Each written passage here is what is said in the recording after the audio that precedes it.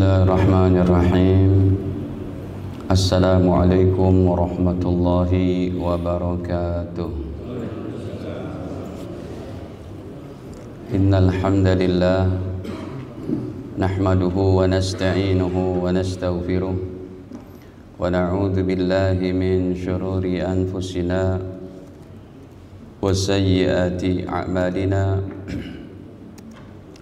May yahdihillahu فلا مضل له ومن يضلل فلا هادي له أشهد أن لا إله إلا الله وحده لا شريك له وأشهد أن نبينا محمدا عبده ورسوله لا نبي بعده اللهم صل وسلم على نبينا محمد وعلى آله وصحبه ومن تبعهم بإحسان إلى يوم القيامة أما بعد قال الله تعالى في القرآن الكريم يا أيها الذين آمنوا اتقوا الله حق تقاته ولا تموتن إلا وأنتم مسلمون. Alhamdulillah, hadirin para jamaah yang dirahmati Allah Ta'ala. Sebelumnya marilah senantiasa kita panjatkan puji dan syukur hanya kepada Allah atas segala limpahan nikmatnya kepada kita, terutama sekali nikmat iman, nikmat Islam serta sehat afiat. Salawat beserta salam semoga senantiasa tercurahkan kepada Nabi mulia Nabi Muhammad sallallahu alaihi wasallam beserta keluarga, para sahabat dan juga kita umatnya, amin ya rabbal alamin. Hadirin, harusnya temanya adalah bagian kedua dari tema bulan lalu, 2 pekan lalu, yaitu kamu tidak sendiri di akhirat. Cuma karena momennya momen maulid, maka saya bawakan ini dulu ya, cintai Nabi dan raih syafaatnya. Ada statement-statement hadis yang memang harus kita patuhi, seperti cinta kita harus lebih kepada Rasul sekalipun kepada orang tua kita.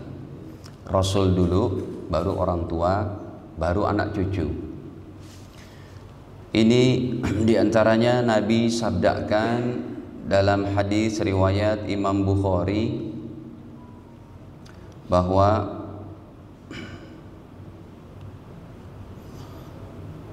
kata Nabi, la yu'min ahadukum, tidaklah beriman salah seorang di antara kalian hatta akuna, sehingga saya dulu, kata Rasul.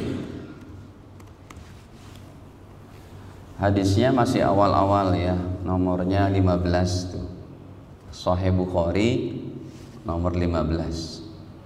Kata baginda, la yu'minu ahadukum, tidak beriman salah seorang di antara kalian hatta akuna ahabbu ilaih, sehingga saya lebih dicintai dulu dalam hatinya itu, min walidihi, sekalipun dari orang tuanya, wa waladihi, dari anak cucunya, wan nasi ajmain, dan dari seluruh manusia.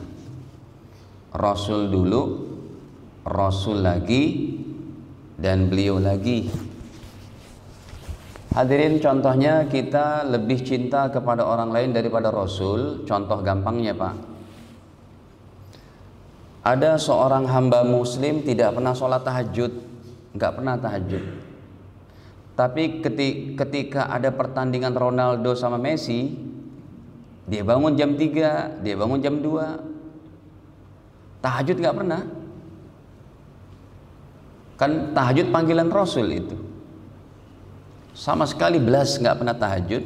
Giliran Ronaldo diumumkan mau main jam 2 malam, jam 2 subuh, jam 3 subuh, atau Messi, antara dua ini kan nih panggung persepak bolaan dunia, dia bela-belain nyalakan alarm bangun. Itu berarti cintanya dia kepada Ronaldo dan Messi lebih daripada cinta kepada Rasul. Hati-hati, khawatir begitu. Karena resikonya nanti begini, kita buka lagi hadisnya masih Sahih Bukhari. Ketika Nabi ditanya oleh para sahabat, "Ya Rasul, ada kan orang-orang yang tidak pernah ketemu engkau?" Ya seperti kita. Nanti itu gimana ya Rasul? Bagaimana engkau mengenali umatmu dan umatmu mengenali engkau, sedangkan tidak pernah saling bertemu kayak kita. Nah, di situ Nabi bersabda, "Al-mar'u ma'a man ahabba." Ya. Kata Nabi, seseorang adalah bersama orang yang dicintai nanti di akhirat. Simple jawabannya. Kata Nabi, "Al-mar'u ma'a man ahabba." Seseorang bersama orang yang dicintai di akhirat. Makanya hadirin, cinta kepada Nabi tujuannya ini sangat agung, sangat mulia, yaitu apa? Meraih syafaatnya. Ini kayaknya udah dibahas ya. Untuk hadisnya memang ada persamaan dengan pembahasan yang kemarin ya. Nabi sallallahu alaihi wasallam akan membersamai umatnya sampai masuk surga. Ya, ini memang agak mirip-mirip ya. Cuma begini, hadirin. Jadi cinta kepada Nabi ini hukumnya wajib. Artinya apa sih cinta di sini? Ya. Cinta Nabi di sini artinya adalah jalankan perintahnya dan jauhi larangannya. Begitu.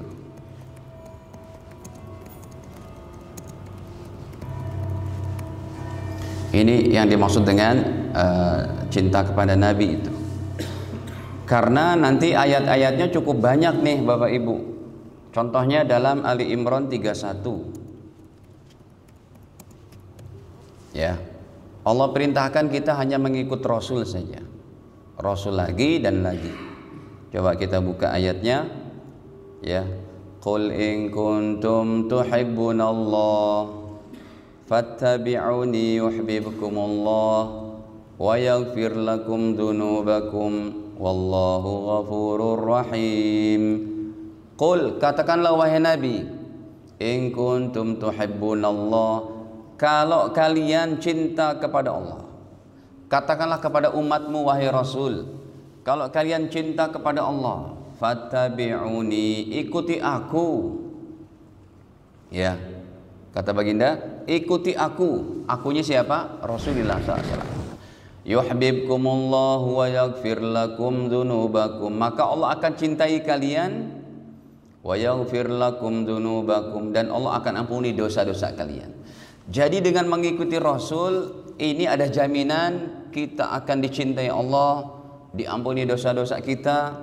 Wallahu ghafurur rahim, dan Allah Subhanahu wa taala ya, zat atau Tuhan yang maha pengampun lagi maha penyayang.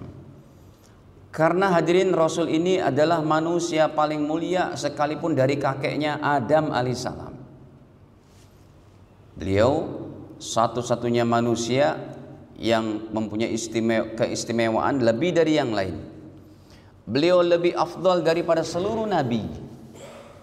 Ya, dan beliaulah satu-satunya nabi yang mempunyai mukjizat 1000 lebih.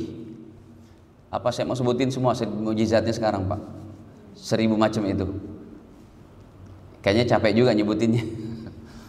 Mukjizat Nabi lebih dari 1000-an. Ya. Beliau adalah orang yang pertama kali akan membuka pintu surga.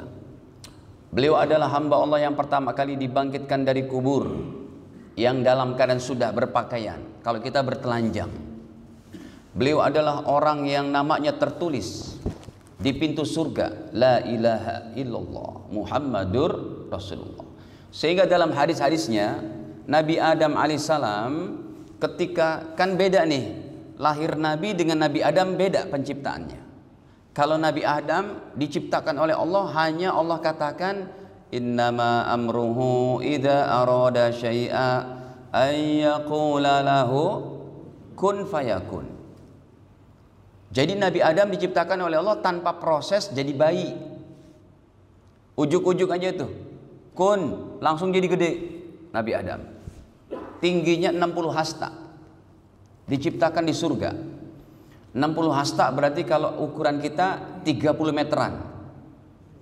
Jadi Nabi Adam diciptakan oleh Allah, enggak pakai proses dilahirkan. Karena enggak ada bapak ibunya. Ya kan? Jadi Nabi Adam diciptakan oleh Allah, kata Allah, innama amruhu idza arada syai'an ay yaqula kun. Jadi kamu. Jadi Nabi Adam langsung. Berbeda sama Nabi Muhammad. Nah, ketika Nabi Adam sudah berada di surga, beliau bertanya kepada Allah, "Ya Allah, itu nama siapa? Kok ada orang di pintu surga namanya bersanding dengan namamu? Tidaklah seorang yang bersanding namanya dengan nama engkau, pastilah orang ini sangat mulia di sisimu." Kata Allah, "Iya, inilah hambaku yang paling aku cintai." "Mana orangnya ya Allah?" "Belum ada." "Itu siapa ya Allah?" "Cucumu." "Kapan dia akan ada?" "Nanti ribuan tahun setelah kamu." Prosesnya masih lama tuh Pak. Adam, Idris, Nuh, Hud, Soleh, terus sampai Nabi Isa, baru Nabi dilahirkan. Hadirin, benih Rasul ini ada dalam diri Nabi Adam, benihnya dalam tulang sulbinya. Ya, ketika Nabi Adam menikah dengan Bunda Hawa, maharnya pun bersolawat dengan Nabi SAW. Ya, Allahumma sholli ala Sayyidina Muhammad, Allahumma sholli ala Muhammad wa ala Muhammad. Kemudian setelah itu benihnya yang ada dalam sulbinya Nabi Adam pindah ke Bunda Hawa. Bunda Hawa pindah ke anak-anaknya, terus sampai terakhir laki-laki yang Allah titipkan benih Rasul adalah Sayyid Abdullah, bapaknya Rasulullah SAW. Makanya bapaknya Rasul itu Abdullah, ketika ya benihnya Nabi Muhammad ada dalam tulang sulbinya, ini Abdullah anak muda yang sangat dicintai, dikagumi, dan sangat respect lah orang-orang Mekah itu Pak. Ibarat kata orang Betawi, kalau beliau menjual terong busuk laku aja tuh Abdullah ini. Tapi setelah menikah dengan Bunda Aminah, Sayyidah Aminah, ibunda daripada baginda Rasul, ketika sudah menikah terjadi percampuran suami istri terjadi, benihnya berpindah ke rahimnya Bunda Aminah. Besoknya ini ketika Abdullah bermuamalah ke pasar, ketemu orang, itu padahal hari sebelumnya masih dikagum-kagumin sama orang Mekah. Orangnya ganteng, handsome, diajak ngomongnya enak. Pas benihnya udah pindah ke Bunda Aminah, besok beliau keluar dari rumahnya untuk ke pasar, untuk macam-macam, itu orang pada cuek aja. Seakan-akan ayahanda Abdullah berkata, "Ini saya kenapa ya orang kok pada cuek?" Padahal apa? Benihnya Rasul udah nggak ada dalam dirinya itu. Ketika benihnya Rasul masih ada dalam dirinya, beliau menjadi orang yang itu diantara mukjizat Nabi sebelum lahirnya. Kemudian hadirin, Nabi Muhammad dalam keadaan lahir, ya, riwayat daripada Imam Ibnu Hisham dalam kitab tarikhnya, beliau dilahirkan sudah dalam keadaan sujud.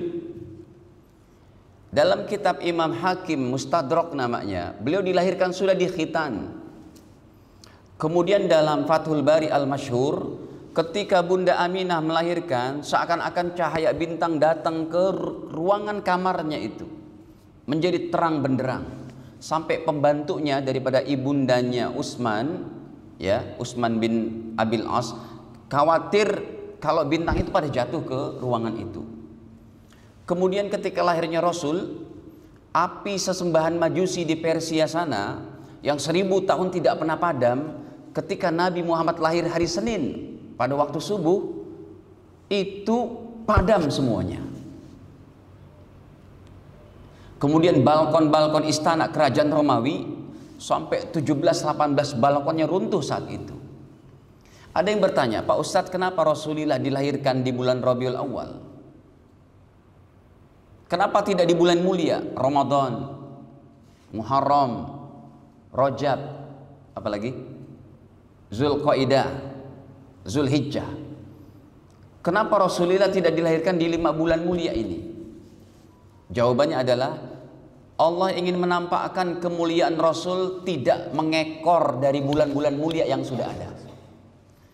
Kemuliaan Nabi dilahirkan bukan pada bulan 5 yang mulia ini, Ramadan, Muharram, Rajab, Zulqaidah dan Zulhijjah. Dilahirkan di bulan Rabiul Awal supaya kemuliaan beliau itu independen, tidak nempel, tidak ngikut daripada yang udah ada. Beliaulah satu-satunya Nabi yang bisa membelah bulan purnama. Ini 1000-nya betul mau saya sebutin, Pak? 1000 mukjizatnya Rasul. Udah berapa tadi itu? Beliaulah satu-satunya Nabi yang bisa menahan perjalanan sinar matahari supaya tidak masuk waktu maghrib karena ada perkara yang penting saat itu. Beliaulah Nabi Muhammad yang batu bebatuan di tangannya bisa berbicara, bertasbih. Beliaulah Nabi SAW yang air termulia di antara 3 air di dunia ini yang mulia. Hadirin, air barokah itu ada 3. Pertama, air dari air hujan. Air hujan ini barokah loh, Pak. Cuma kita karena nggak ngerti aja dan kurang yakin. Padahal kalau kita sakit langsung nadahin air dari langit dengan wadah begitu. Lalu kalau kita sakit apa, kita bismillah ya Allah, niat untuk kesembuhan. Itu kalau kita yakin sembuh. Karena Allah sudah firmankan dalam Al-Quran, air penuh barokah, air hujan, terbebas dari proses kimiawi dan fisikanya. Air laut yang diserap naik turun gitu, terlepas daripada itu. Ini saya tampilkan di ayatnya. Nanti kita lanjutkan itunya lagi, apa ya, mukjizatnya. Dalam surat Qaf, ya, Qaf wal Qur'anil Majid, bal ajibu an ja'ahum mundirum minhum faqala al kafiruna hadza syai'un ajib. Pada ayat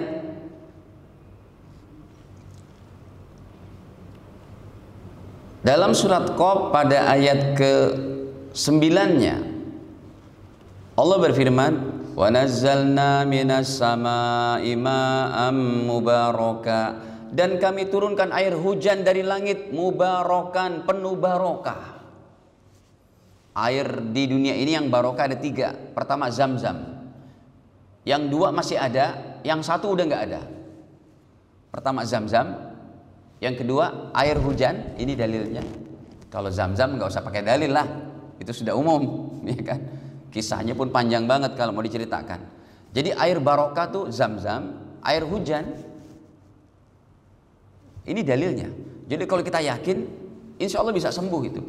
Yang ketiga apa? Air yang terkeluar dari jari jemari Rasul, ini yang sudah tidak ada. Ketika peperangan Khandaq dalam hadis Bukhari Muslim, para sahabat kehabisan air.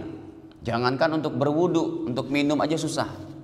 Kata Rasul, ta'al, sini kalian. Air memancar dari jari jemari baginda Rasul. Beliaulah orang yang pernah meludahi Sayyidina Ali, matanya sakit waktu itu. Wahai para sahabatku, mana Ali bin Abi Thalib? Saya mau serahkan ini tampuk daripada pasukan perang ini. Ketika dalam satu peperangan, Rasul ingin memberikan bendera La ilaha illallah Muhammadur Rasulullah bertuliskan di situ sebagai lambang daripada ketangguhan umat Islam. Ada lambang pemersatunya itu bendera. Saya akan berikan ini bendera kepada siapa? Kepada Ali. Mana Ali? Lalu para sahabat katakan, ya Rasul, menantumu Ali bin Abi Thalib matanya merah banget, sakit mata. Panggil, dipanggil. Kata Rasul, dibacakan oleh Rasul, diludahin, sembuh. Beliaulah yang pernah meletakkan kembali matanya Abdullah bin Qatadah yang pernah copot dalam satu peperangan. Matanya jatuh, diambil oleh Rasul, dimasukkan kembali. Bismillah. Beliaulah Nabi SAW yang makanan cuma sepanci, hanya cukup untuk 7 orang. Sepeleton pasukan itu bisa makan dari makanan sepanci itu saja. Ya Rasul, kami lapar banget, mana cukup, ini paling cuma untuk 7 orang, 8 orang.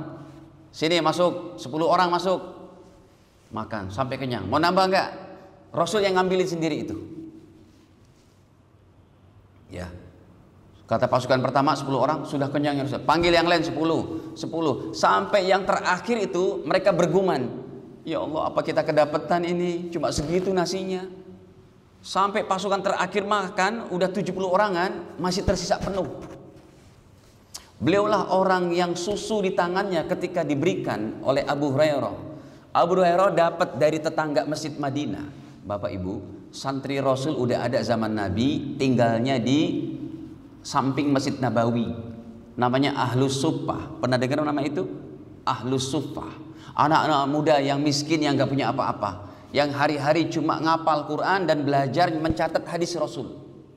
Makanya kenapa ahli hadis terbaik dari ahli suffah, yaitu Abu Hurairah, karena tiap hari beliau cuma ngapal Quran dan baca hadis, mencatat hadis dari Nabi. Abu Hurairah dapat minuman dari tetangga masjid, dari orang kampung. Ya Rasul, ada air nih, air susu, cuma segelas. Kata Rasul, panggil teman-temanmu. Jumlahnya hampir 70-80. Kata Abu Hurairah, mana Abu Hurairah di sebelah kiri, dan kebiasaan Rasul kalau memberikan minum, orang sebelah kanan dulu. Ya Rasul, ini ada minumannya. Abu Hurairah yang ngasih sebelah kiri. Hatinya udah kecil aja tuh. Ya Allah, cuma segelas, saya kedapetan enggak? Harus ngantri sampai 70 orang. Kata Rasul, minum. Bagi lagi sebelahnya. Minum. Sudah kenyang ya Rasul, kasih sebelahmu. Minum. Enggak berkurang-kurang. Kasih lagi, minum, terus sampai kenyang, minum. Kata Abu Hurairah, ya Rasul, ya sekarang giliranmu. Beliau lihat masih penuh, minum. Kata Rasul, Rasul udah tahu kan, sudah mengetahui apa? Abu Hurairah bergumam dalam hatinya, ya, dia berbisik gitu ya, saya nggak dapat nanti nih, orang cuma segitu. Kata Rasul, minum lagi.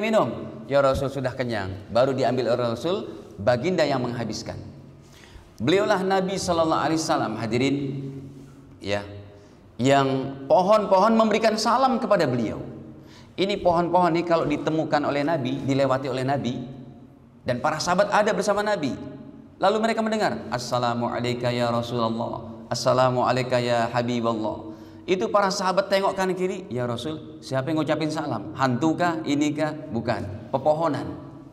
Beliaulah orang yang ketika mau ke toilet bukan toilet umum Pak, ke semak-semak di kota Madinah, ya, di hutannya ketika beliau ingin buang air, maka pohon tiba-tiba menyamperi, membuat penutup seperti itu. Setelah Rasul kembali, lalu mereka berpencar juga pepohonan itu. Beliaulah Rasul yang ketika beliau buang air, buang kotoran, itu ketika Rasulullah SAW sudah selesai dari istinjanya, ya, kotorannya tiba-tiba sudah tidak ada di situ. Kenapa? Dimakan oleh tanah, masuk ke dalam tanah. Beliaulah Rasulullah yang pernah dibekam oleh Zubair bin Awam. Dibekam, darahnya diambil. Lalu kata Rasul, buang. Pergilah Zubair bin Awam ke belakang, bukannya dibuang, darahnya diminum. Ketika kembali, Rasul bertanya, Zubair, darahku kayak kamu buang kemana? Ya Rasul, mohon maaf ya Rasul, darahnya saya minum ya Rasul. Ternyata harum dan ini banget ya Rasul. Kata Rasul, kalau memang betul darahku engkau minum, haram kamu dimakan api neraka. Beliaulah Nabi sallallahu alaihi wasallam, banyak sekali mukjizatnya hadirin. Ini orang termulia, cintailah beliau, ikutilah sunnahnya. Ini orang yang sangat diagungkan oleh Allah Ta'ala, sehingga Nabi, Allah berfirman dalam hadis qudsi, laulaka lama khalaqtul jannah wan nar. Kalau tidak karena engkau wahai Nabi Muhammad, surga neraka enggak bakal aku ciptakan. Makanya kita mengenang Pak, kalau kita cinta kepada seorang, jangankan hari kelahiran yang menjadi tonggak sejarah. Kita dapat hidayah itu kan dengan dilahirkannya Rasul. Kalau Rasul nggak dilahirkan, gimana kita mau dapat hidayah? Kita cinta kepada seorang, jangan hari kelahirannya. Sendalnya aja kita hormati. Ini sendal siapa nih? Oh, sendal si Anu. Kendaraannya juga kita hormati. Tembok rumahnya pun kita hormati. Kisah yang sangat terkenal itu antara kisah Qais dan Laila Majnun. Ya, kisah Laila Majnun artinya ada seorang anak muda yang cinta kepada Laila, ya, sampai tempat telapak kaki Laila itu diciumin, apanya di ini, temboknya yang pernah dipegang sama Laila pun diciumin, saking cintanya kepada Laila si laki-laki itu. Apalagi kita dengan baginda Nabi. Pak, negeri Indonesia kita sayangkan Pak, cinta kepada negeri kita, negeri tercinta ini Pak. Setiap tahun kita peringatin gak ulang tahunnya? Tanggal berapa? Mulia mana Indonesia dengan Nabi Muhammad?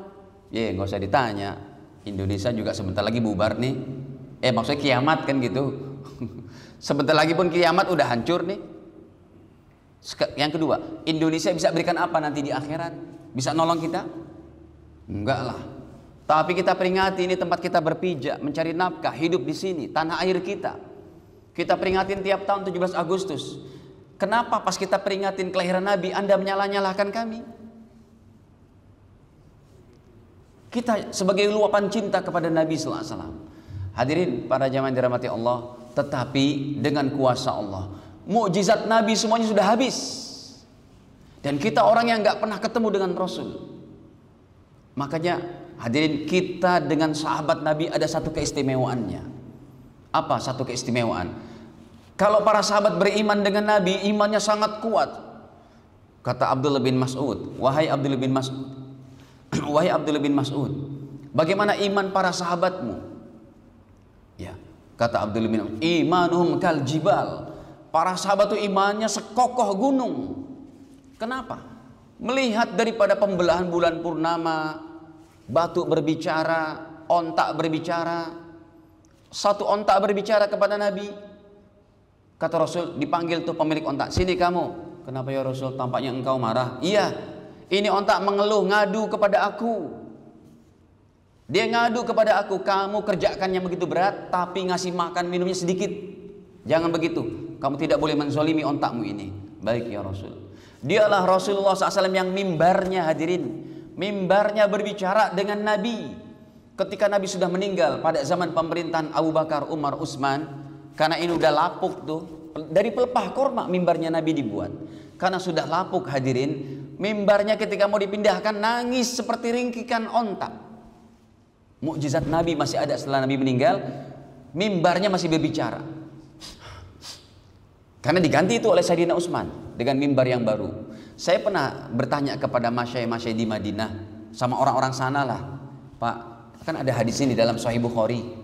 Ketika mimbarnya diganti itu kan mimbarnya meringkik. Itu sekarang mimbarnya kemana? Nah itu.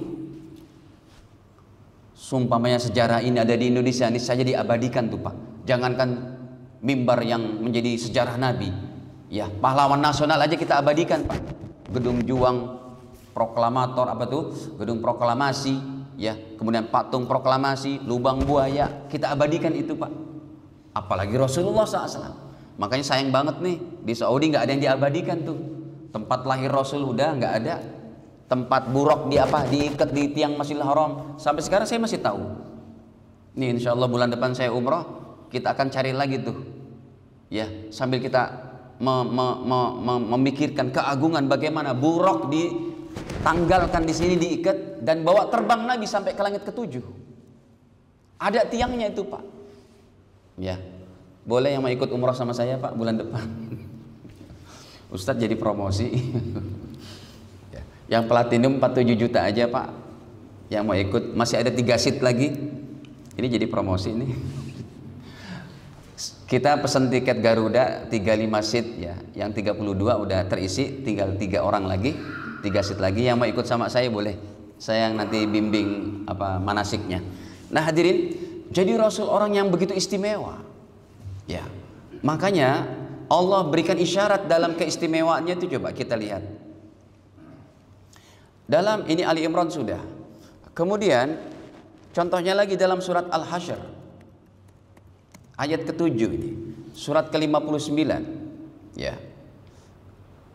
Allah taala firmankan di sini, "Wa ma atakumur rasulu fakhuduh wa ma nahakum anhu fantahu." Ini. Apa kata Allah di sini? Wa ma, kita ambil dari ayat terakhirnya saja. Ya. Enggak usah dari yang pertamanya. Nih. Allah firmankan, "Wa ma atakumur rasulu fakhuduh." Dan apa-apa yang dibawa oleh Nabi, yang disajikan oleh Nabi, dan apa-apa yang diajarkan Nabi kepada kalian, ya, fakhuduh, ambillah itu, kerjakanlah itu, kata Allah. Wa ma nahakum anhu fantahu. Dan apa-apa yang dilarang kamu tinggalkan. Ketika peringatan Maulid ada sekelompok orang menyatakan ini bid'ah lah, apa macam-macam. Emang Rasul larang? Kok Anda melarang? Ulama sedunia aja bergembira dengan maulid. Apalagi kemarin di kerajaan Qatar, di istana kerajaan Emirat, mereka baca sholawat untuk mengingat Nabi SAW. Apalagi kalau di Indonesia, kalau kita peringatan maulid, saya pernah ditanya, apa sih Ustadz manfaatnya baca Ya Nabi salam alaika, Ya Rasul salam alaika, Ya Habib salam alaika, salawatullah alaika. Saya jawab, mulia sekali kalimat itu, bukan ringan itu. Makanya kita berdiri bukan meyakini Rasul datang. Mereka biasanya menolak mahalul qiyam gara-gara ini, bukan itu. Tapi bisa jadi orang hadisnya aja begitu, Allah kembalikan nyawanya Nabi ke kuburnya.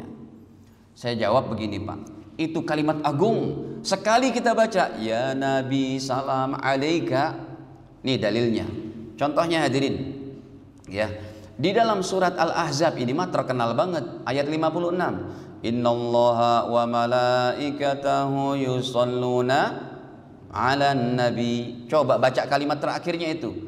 Ya ayyuhalladzina amanu sallu alaihi. Wahai orang-orang beriman, bacalah solawat kepada Nabi. Oke lah kalau solawat bentuknya Allahumma sholli ala Muhammad.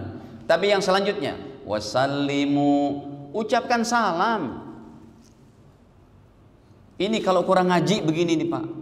Tapi kan kamu ngucapin salam harus di kuburnya Nabi. Ayat ini berarti nggak berlaku? Ayat ini berlaku umatnya di penjuru-penjuru dunia. Kenapa? Ini lihat hadisnya.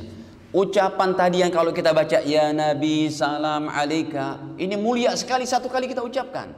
Nyawanya Nabi dikembalikan. Untuk apa? Menjawab salam kita.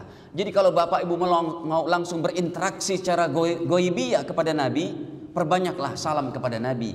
Kalau yang pertama kan sallu alaihi, bacalah salawat, Allahumma sholli ala Muhammad, Allahumma sholli ala Sayyidina Muhammad. Kalau ini wasallimu, ucapkanlah salam. Coba kita buka hadisnya. Nanti ada hadis lagi yang lebih hebat dari ini, ya, yang berkaitan dengan masalah goib. Dan ini hadisnya tidak boleh diambil dari nilai yang lemah, harus hadis yang sahih ataupun hasan. Coba kita buka nih, ya, saya tulis dulu bahasa Arabnya.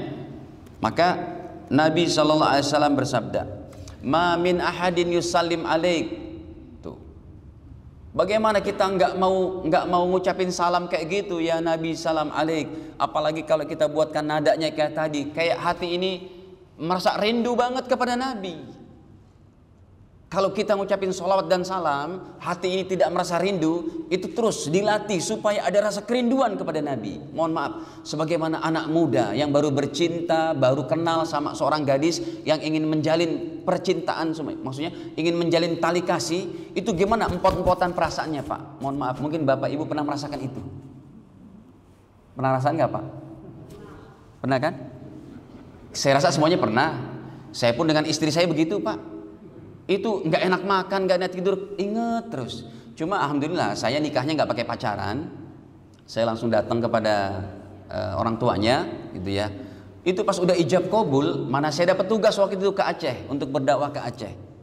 Itu kepikirannya bukan main, sampai lagi ceramah itu ingatnya istri aja gitu Pak. Kayak begitu perasaan kita kalau udah cinta kepada Nabi, kayak rindunya seperti itu. Makanya tadi saya contohin seperti apa? Qais dan Laila Majnun tadi. Kayak begitu, sudah bisa enggak hati kita ketika ucapkan sholawat salam, rasa cintanya kayak Nabi hadir seperti itu. Hadirin, jangankan itu deh. Coba Pak, saya enggak bawa lemon, saya enggak bawa jeruk yang asem, atau jeruk apa? Jeruk yang asem apa namanya? Jeruk nipis. Saya enggak bawa itu Pak. Cuma kita bayangkan sekarang, jeruk nipis di hadapan kita. Insya Allah air liur Anda akan keluar juga. Bisa enggak? Bisa, coba aja. Bayangkan jeruk nipis, itu akan ada tuh nanti. Kayak ngecap juga kitanya gitu. Seperti itulah para ulama, para ahli soleh, orang-orang soleh terdahulu hadirin. Kalau mereka udah menyebut ya salam, ya Nabi salam alaik, itu masuk dalam hatinya. Ya, nah ini hadisnya coba kita lihat. Perkataan seperti itu ada orang bertanya, apa sih manfaatnya Ustadz baca ya Nabi salam alaik? Saya katakan semoga ini bukan karena engkau ingin melecehkan amalan ini, tapi semoga Anda memang nggak tahu, sehingga saya akan kasih tahu ilmunya. Nih, 2043, hadis ini derajatnya hasan ataupun sahih. Nabi bersabda, "Ma min ahadin yusallim alayya." Tidaklah seorang umatku ngucapin salam alayya kepada aku, illa kecuali kata Nabi, raddallahu alayya ruhi. Allah kembalikan nyawaku ke kuburku, di jasadku di kuburku. Hatta arudda alaihi salam, supaya saya menjawab ucapan salam kalian di mana saja kalian berada. Bahkan bisa kita buka lagi hadirin dalam hadis yang lain yang memang cukup jauh. Kalau ini cuma saya baru ingat sekarang hadisnya. Ya semoga cepat ketemu nih. Cuma saya hafal hadisnya, hafal. Kata Nabi SAW ya, bahwa kata Nabi, inna lillahi malaikatan yuballighuni an ummatis salam. Allah memiliki, alhamdulillah sudah ada tuh, tapi kurang lengkap.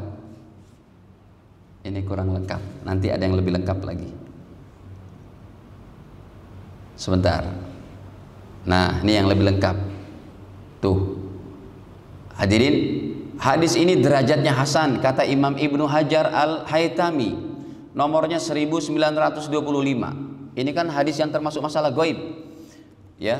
Anin Nabi sallallahu alaihi wasallam, dari Nabi sallallahu alaihi wasallam qala, beliau bersabda, "Inna lillahi malaikatan," sesungguhnya Allah memiliki petugas para malaikat, sayyahin, yang menjalankan traveling, mobile seluruh dunia, muter-muter kayak begitu malaikat. Cuma kan pergerakan malaikat nggak kayak jin, dia lebih fleksibel. Kalau jin muslim mau sholat di Masjidil Haram, dari sini ke Masjidil Haram memang perlu waktu mungkin 2,5 menit. Ya, tapi kalau malaikat lebih fleksibel dari itu. Isyraq jam berapa? Bentar lagi. Hadirin, inna lillahi malaika, sesungguhnya Allah memiliki petugas para malaikat sayyahin yang keliling-keliling. Ngapain? Yuballighuni an ummatis salam, yang membawa ucapan salam umatku kepada aku di kuburku. Terus lihat. Jadi Allah memiliki petugas para malaikat yang kalau kita baca ya Nabi salam alaika, ataupun Anda berselawat Allahumma sholli ala Muhammad, Allahumma sholli ala sayyidina Muhammad, diambil ucapan kita oleh malaikat, disampaikan ke Rasul, ya Rasul, umatmu di Masjid Al-Hikmah di kafling AU apa AL ini? Saya lupa. Udah lama ngajar masih lupa aja. Di kafling AL ini hadirin, kata malaikat, ini ya Rasul. Rasul hidup di alamnya. Ini perlu ilmu cukup dalam, Pak. Kita lanjutkan dulu. Qala, kemudian Nabi bersabda lagi, hayati khairul lakum, ketika aku masih hidup tetap kebaikan bagi kalian. Kenapa? Tuhdisuna, kalian berbuat perkara, kalian menjalankan sesuatu, kalian berbuat sesuatu. Wa nuhaddis lakum, aku bisa menjelaskan hukumnya untuk kalian, kata Rasul. Wa wafati khairul lakum, tapi kalau aku sudah wafat tetap kebaikan bagi kalian. Bukan kebaikan itu ketika aku sudah mati, masih hidup saja. Ketika aku sudah mati, kata Rasul, wa wafati khairul lakum, aku sudah meninggal, tetap kebaikan kepada kalian. Kenapa? Tu'radu alayya a'malukum, amal-amal kalian disodorkan ke kuburku. Fama ra'aitu min khairin, kalau aku melihat amalan kalian khair, baik, hamidullah alaih, aku mengucapkan alhamdulillah. Alhamdulillah, umatku masih banyak yang ngaji, sholat subuh, umatku masih ada yang puasa sunnah, umatku masih ada yang bersedekah, umatku masih ada yang berakhlak mulia, umatku masih ada yang begini-begini. Itu diketahui oleh Rasul melalui kiriman malaikat yang menyampaikan ke kuburnya. Jadi kalau aku melihat amal itu baik, aku ucapin alhamdulillah. Wa ma ra'aitu min syarrin, tapi kalau aku melihat amalan umatku buruk, istaghfartullaha lakum, saya tetap beristighfar di kuburku. Ustadz, emang Nabi masih hidup di kuburnya? Di alamnya hidup. Dan jasadnya para Nabi haram dimakan sama tanah. Ini pun perlu hadis yang cukup dalam, yang gak boleh derajatnya lemah, karena berbicara masalah ghaibiyah. Ya. Nah, hadirin, kalau hadis yang ini ya agak mudah sih daripada hadis yang pertama ini.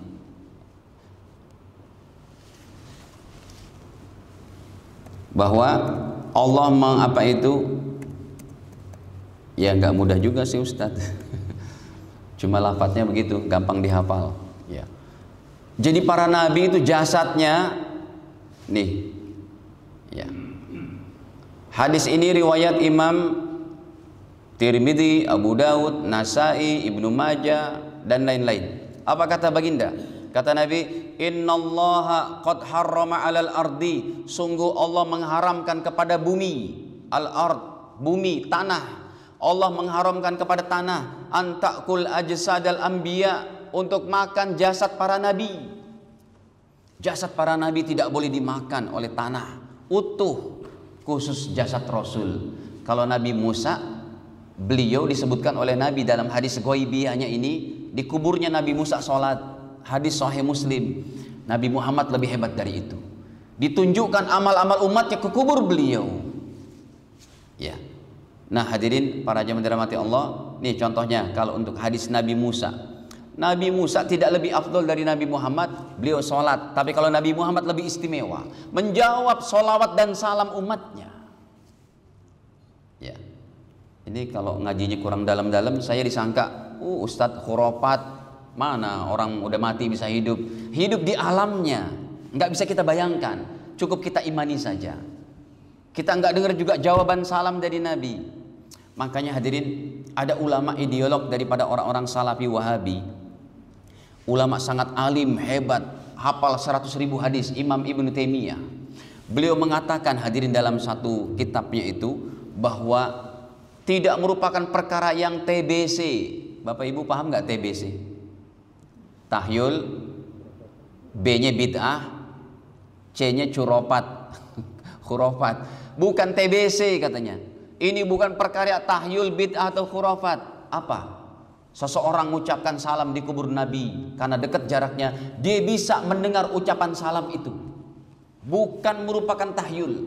Bisa jadi dengan izin Allah. Kalau amalnya kuat, dosanya sedikit, hatinya betul-betul tawajuh kepada Allah. Itu kata Imam Ibnu Taimiyah. Makanya kalau saya umroh itu hadirin ke kubur Rasul, saya ucapkan yang banyak-banyak tuh. Ya terserah mau dijawab apa enggak, atau maksudnya karomah itu saya dengar apa enggak, terserah. Yang penting kita itu kita ngucapin salam. Makanya jangan cuma sekali itu pas kita melewati kuburan Rasul. Terutama Bapak Ibu datanglah masuk kalau emang raudhah dibuka ya jam 2 malam. Karena saya belum tahu lagi suasana di sana. Kadang kita kan sekarang pakai apa tuh? Pakai barcode untuk masuknya, gitu kan. Jam 2 malam kita datang dulu nih Pak ke raudhah. Kan dekat dengan kubur Rasul. Pinggir sekali dengan tiangnya itu, dengan apa? Tembok dan besi penjaganya. Dengan kuburan Rasul. Saya ucapin Assalamualaikum ya Rasulullah, Assalamualaikum ya Habiballah, Assalamualaikum ya Jaddal Hasan wal Husain, terus dengan harapan saya mau dengar nih, bisa nggak ya kira-kira amalan ini udah kuat belum? Saya dengar tuh Bapak Ibu jawabannya, Waalaikumsalam. Pas saya buka mata, yang jawab polisinya ternyata. Ternyata masih lemah juga amalan kita. Ya Allah ya Rabbi. Nah ini hadirin, contohnya Nabi Musa aja punya keistimewaan, berdiri di kuburnya sholat. Ini tadi saya katakan kalau ngajinya nggak dalam-dalam, nggak ngerti dia hadis-hadis kayak begini. Teramat banyak Bapak Ibu hadis kayak begini, dan ini sudah kita proses. Tapi yang saya mau tampilkan sekarang ini hadisnya Sahih Muslim, Bukhari Muslim tuh udah nggak diragukan lagi. Ya, ini contohnya kata Nabi, sudah isyraq ya. Nih hadirin, nomornya 7.000 atau 6.000, ya 6.000 sekian. Nabi bersabda tuh, saya besarkan dulu deh. Kata Nabi, ataitu Musa, saya melewati Nabi Musa. Marartu ala Musa, saya melewati Nabi Musa. Lailata usriyabi, pada malam saya di Isra Mi'rajkan. Indal Katsibil Ahmar, kuburannya dekat tumpukan tanah merah. Wa huwa qaimun yusolli, beliau berdiri, qaimun yusolli, menjalankan sholat. Di mana? Fi qabrihi, di kuburnya. Bukan sholat wajib lagi, tapi sholat untuk bernikmat-nikmatnya para nabi di alam kuburnya. Nabi Muhammad lebih istimewa, menjawab salam umatnya. Para jamaah dirahmati Allah Ta'ala. Nah makanya sekarang begini. Jadi setelah mencintai Nabi SAW tadi, yang kedua hadirin, ya ini kalau mau dibeberkan cukup panjang, tapi waktunya sudah isyraq ya. Sudah belum? Ya, bentar lagi, 5 menit lagi. Yang kedua adalah hidupkan sunnah Nabi dalam diri kita 24 jam. Di mana saja kita berada hadirin, masuk WC baca doa Nabi, keluar toilet baca doa Nabi, pakai baju baca doa Nabi, makan makanan baca doa Nabi, pergi ke kantor baca doa Nabi, naik kendaraan baca doa Nabi. Itu dari segi muamalah ataupun dari segi kebiasaan. Kebiasaan aja pakai sunnah Nabi. Cara makannya pakai tangan kanan, cara minumnya pakai tangan kanan, doa setelah makannya pakai doa Nabi, mau tidurnya pakai doa Nabi, mau bangun tidurnya pakai doa Nabi, berwudunya. Nah, kalau masalah ibadahnya jalankan sunnah Nabi, yaitu sholat duhanya ditegakkan, tahajudnya nggak ditinggalin, ya, setiap waktu dalam keadaan berwudu. Kemudian sholat sunnahnya dijalankan. Puasa Senin Kemisnya pun dia jalan. Baca Quran minimal sehari 1 juz. Begitu. Daripada nomor 2 ini, hidupkan sunnah Nabi SAW dalam diri kita. Yang ketiga hadirin, lebih khusus lagi, yaitu baca sholawat setiap hari minimal 100 kali hadirin. Kalau Bapak Ibu udah bisa 100 kali, tambah lagi nih, supaya semoga kalau kita sebelum wafat ini udah istiqomah, ya. Harapan saya itu umat Islam, jamaah kita sebelum wafat, ya, bisa udah istiqomah 1000 kali baca sholawat. Ini akan menjadi sebuah hadiah terbesar kita nanti di hadapan Rasul. Beliau orang yang paling senang dibacain sholawat. Beliau orang yang paling senang dibacain doa. Sholawat itu doa, Pak, doa untuk Rasul. Nabi kita senang, sebagai hubungan batin kita, bacakanlah sholawat. Sehingga orang pertama kali dalam goncangan hari kiamat di padang mahsyar, yang Allah sebutkan sifat goncangan hari kiamat itu dalam surat Abasa wa Tawalla. Seorang anak lupa dari ayah ibunya, seorang anak seorang suami tidak kenal lagi dengan anak istrinya. Kenapa? Keadaan yang sangat genting di padang mahsyar, ya.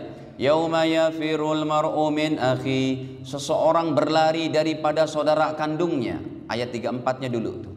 Wa ummihi wa abi, berlari daripada ibu bapaknya. Kenapa? Goncangan hari kiamat begitu dahsyatnya menuju padang mahsyar. Wa sahibatihi wa bani, berlari daripada istri dan anak-anaknya. Kenapa? Likulli imri'im minhum yauma idzin sya'nu yughni, semua manusia punya beban yang sangat berat. Hadirin, ini keadaan kita nanti kalau Bapak Ibu sudah berada di surga dan neraka, naudzubillah, kita kalau udah berada di surga, 1 hari di sana itu 1000 tahun di sini. Ini ayatnya dalam surat Al-Hajj, ya, surat ke-22 pada ayat ke-47. Wa yasta'jilunaka bil 'adzab wa lan yukhlifallahu wa'dah wa inna yawman 'inda rabbik, dan sesungguhnya 1 hari di akhirat di sisi Tuhanmu ka'alfi sanatim mimma ta'uddun, seperti 1000 tahun dalam hitunganmu di dunia. Ini kalau udah masuk neraka, udah masuk surga, ya, orang kafir masuk neraka, orang beriman masuk surga, 1 hari di sana panjangnya itu 1000 tahun di sini. Tetapi kalau di padang mahsyar bukan 1000 lagi Bapak Ibu, beribu-ribu kali lipat naiknya. Berapa? 50.000 tahun. Kalau di akhiratnya 1 hari di sini 1000, di padang mahsyar lebih menyeramkan, 50.000 tahun. Itu pun Al-Quran, bukan hadis. Nih ayatnya tuh, sa'ala sa'ilum bi'adabin waqi', dalam surat Al-Ma'arij, ya. Lil kafirina laysa lahu dafi' minallahi dzil ma'arij ta'rujul malaikatu warruhu ilaih fi yaumin kana miqdaruhu khamsina alfasana. Malaikat Jibril dan para malaikat, ya, menuju kepada Allah Ta'ala pada saat itu di padang mahsyar yang jaraknya khamsina alfasanatin, 50.000 tahun. Perlu bekal yang sangat banyak, di antaranya sholawat. Nah hadirin, ini hadis terakhir, kata Nabi, orang yang paling dekat dengan aku, mudah aku kenali nanti di padang mahsyar. Coba kita buka dulu nih. Ini saya janji deh hadis terakhir. Nanti ingat lagi, tambahin lagi. Hadis terakhir nih Bapak Ibu, riwayat Imam Tirmidzi. Tolong ini diamalkan ya. Kita cinta kepada Nabi, hidupkan sunnahnya. Sholawat dikhususkan itu. Ya. Ada orang Islam melalai baca ini, baca itu, baca. Sholawat jangan lalai. Anda nggak istiqomah tuh mau tidur baca doa, baca ini. Sholawat jangan lalai. Kalau sholawat lalai, jebol nanti pertahanan batinnya itu. Ya. Makanya saya lebih suka berzikir itu istighfar itu seadanya aja lah 100 kali. Karena kita ingin berindah-indah dengan Allah, bukan mau mengenang dosa kita. Ya. Berindah-indah dengan Allah, bacalah sholawat. Dosa wajib kita bertobat, wajib kita beristighfar 100 kali aja tuh. Jadi nggak usah terlalu dengan kenangan-kenangan seperti itu, tapi tetap sangka baik kepada Allah kalau Allah mengampuni dosa kita. Kenanglah Allah dengan kenangan yang indah, dengan subhanallah, la ilallah, ataupun dengan baca sholawat. Nah ini hadirin, Nabi SAW bersabda, aulan nasi bi yaumal qiyamah, orang yang paling dekat dengan aku, kata Rasul, pada hari kiamat nanti. Tuh sudah ada hadisnya. Ini pun hadisnya derajatnya hasan. Baginda bersabda, aulan nasi bi yaumal qiyamah, orang yang paling dekat dengan aku pada hari kiamat nanti, aksaruhum alayya salatan, yang paling banyak baca solawatnya. Allahumma salli ala Sayyidina Muhammad wa ala ali Sayyidina Muhammad, ataupun Allahumma salli ala Muhammad wa ala ali Muhammad. Inilah hadirin akhir dari kajian kita. Semoga Allah Ta'ala ya memberikan kepada kita kebaikan-kebaikannya, dan terutama sekali di padang mahsyar nanti kita mendapat hak syafaat Nabi yang masih utuh 100% untuk umatnya ini. Amin ya rabbal alamin. Cukup ya hadirin, sudah masuk isyraq. Nggak ada pertanyaan Pak? Kali ada yang mau bertanya? 1 menit, 2 menit? Kalau tidak ada, alhamdulillah kita akhiri saja ya. Subhanakallahumma bihamdika asyhadu an la ilaha illa anta astaghfiruka wa atubu ilaik. Wassalamualaikum warahmatullahi wabarakatuh.